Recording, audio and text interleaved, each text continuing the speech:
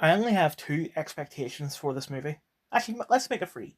Number one, the thing better say it's clobbering time, and it better not be cheesy. Like the way they say it's clobbering time in Fantastic Four 2005, I thought was done quite well. But it could also be the equivalent of what are we, some kind of Suicide Squad. So it better happen and it better be done well. Number two, also about the thing, it better be physical. It better not be CGI. Like Michael Chiklis looked a lot better than the voice of Jamie Bell. And then three, since this film takes place in the 60s, I hope that they're able to link this to the modern day MCU seamlessly. And also, I hope there's no like continuity errors. I'm not the kind of guy that like shitting on Pedro Pascal. Don't get me wrong, I don't love him. Like I feel like obviously he's cast in everything, but when he's cast in something, he's not a bad actor. He is quite good. As for this, I was a bit weary because we could have had John Krasinski or hell, I'll take even Adam Driver. But even though Pedro Pascal was the last guy I wanted them to cast, I still think that he's going to do the best job that he can. It's just whether it's a case of he was cast because he was the best for the role, or he was cast because he's just the guy that everyone casts now.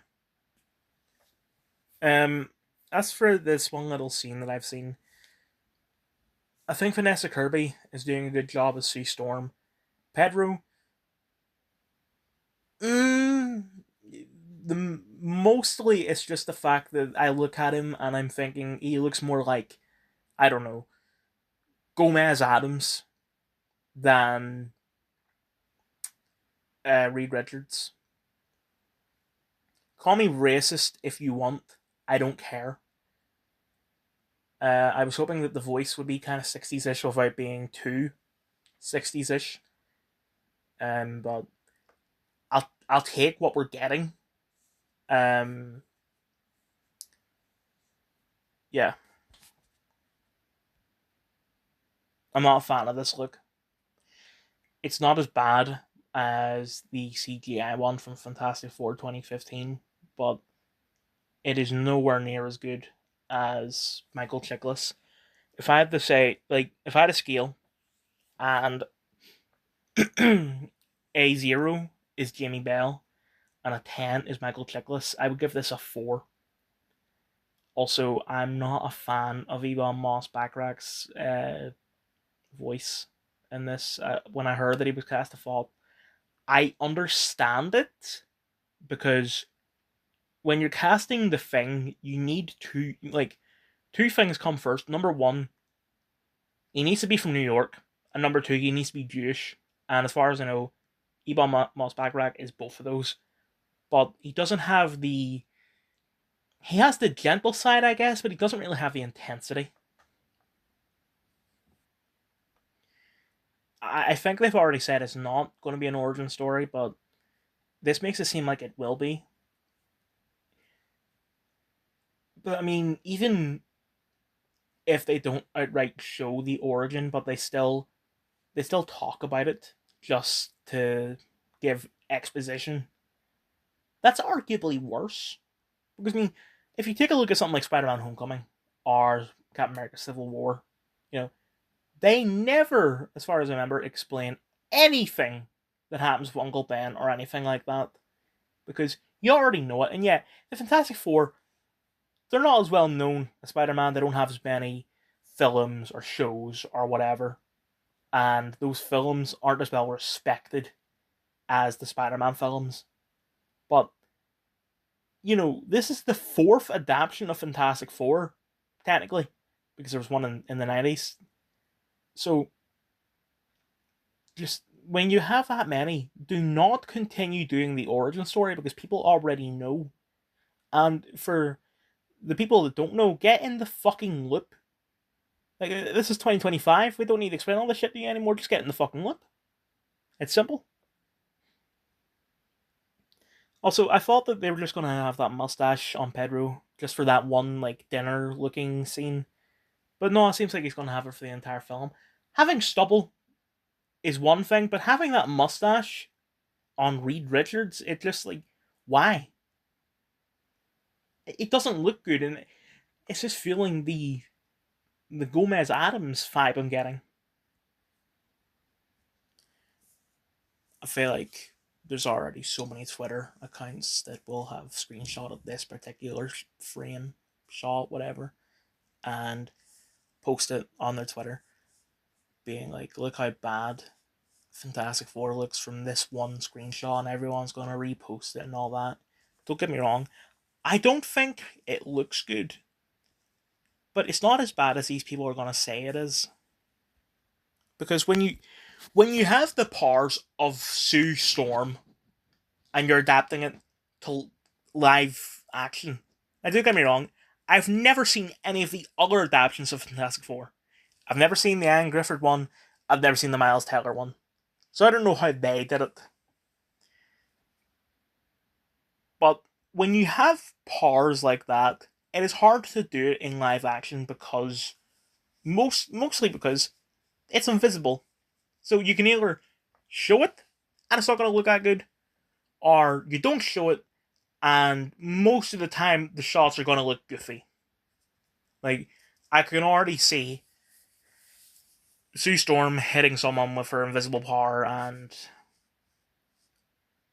the guy just like sort of gets sent hurtling back. I can already see in my head like someone putting goofy sound effects on it, and probably the Get Out sound effect because TikTok beat TikTok.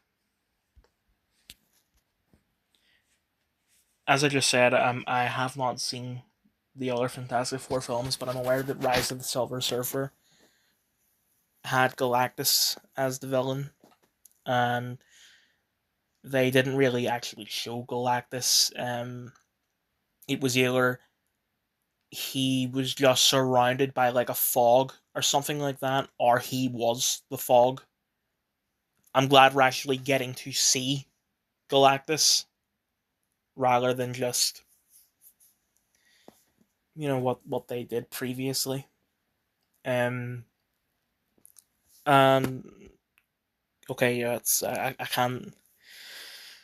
I'm not gonna show it.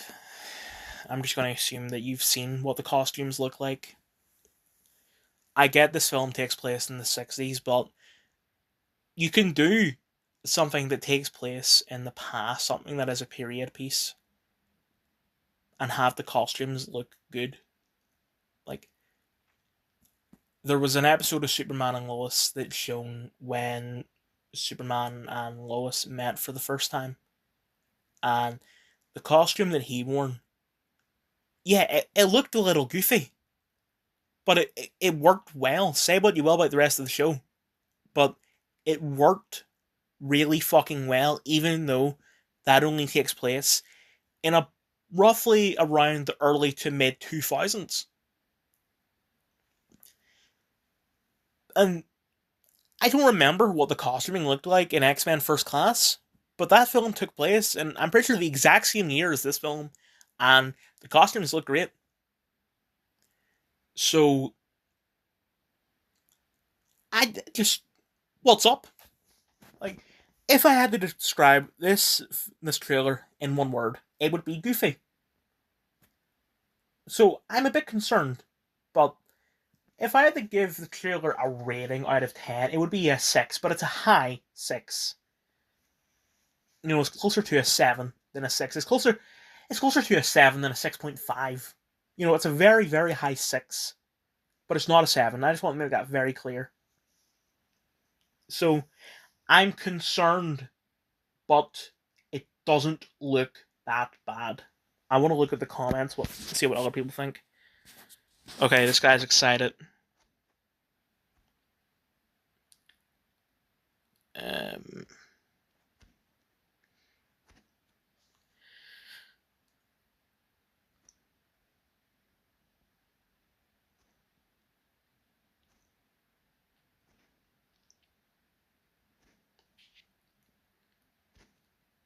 Okay, no one's really.